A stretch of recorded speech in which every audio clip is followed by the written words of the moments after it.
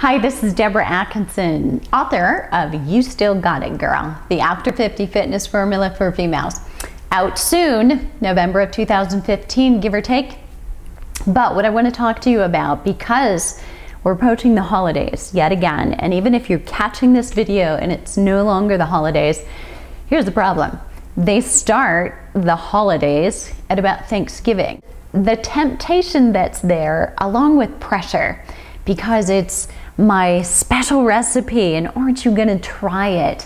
So what's the right thing to do when you're trying to watch your weight, you're trying to feel better, look better, and just getting some momentum going, and you've got this external pressure on you about going and visiting somewhere, maybe you're gonna be a guest somewhere.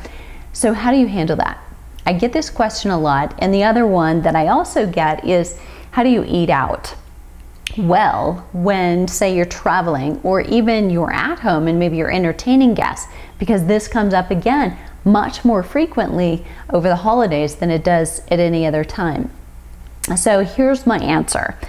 And there are a lot of different options, but the number one thing that has to be true is you have to have your mind made up.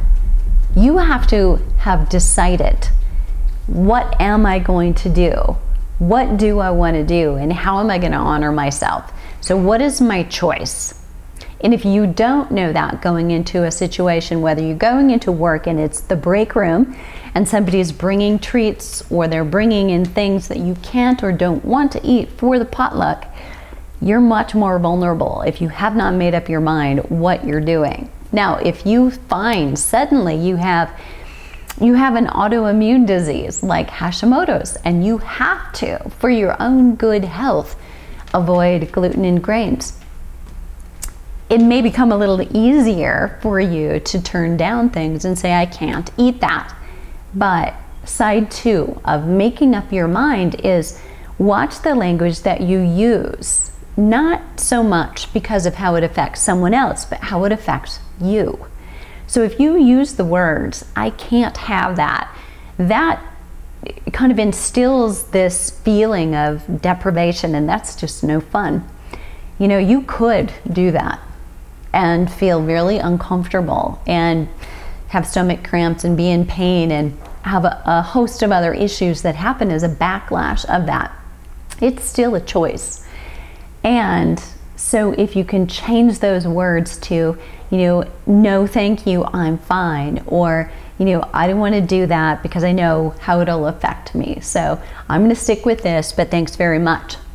End of story. If you're committed, you get all kinds of reactions. There will be someone in the room who will continue to pressure you.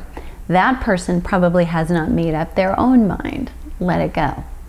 There will be others in the room who high-five you because of your commitment and the wish that they were right there with you, with being that committed to their own health. So I'm going to address how to order at a restaurant in another video. So stay tuned and watch for that one. But right now, the most important thing as you start going into this holiday season is make up your mind first. What are you going to do? What do you want to do? How do you want to eat? How do you want to honor yourself? And then what words are you going to use? Are you a victim of, I can't have that? Or are you making a choice? Because I feel so much better when I don't. I'm going to pass on that. Thanks. Big difference in how you feel, both in saying the words and in passing it up after.